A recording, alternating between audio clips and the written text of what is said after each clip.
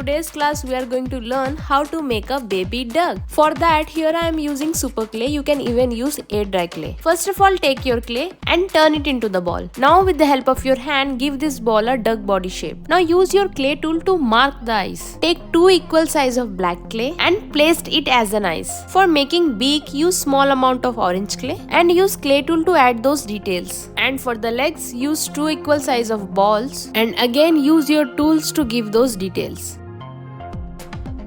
Repeat same process with the hands. Now for the baby cap, here I am using the white clay and with the help of tool I will also add those details. Making those details are pretty easy as you can see in the video. Now I will add this cute cap to my cute duck. Just adding this cap will make your duck super cute. And now for extra details I will also add lace to it. Remove those extra parts. And now I will make a bow kind of structure. And one more thing, if you want to learn this clay art, you can book your demo by contacting on the number which is given on the video. Now look carefully how I am making this bow.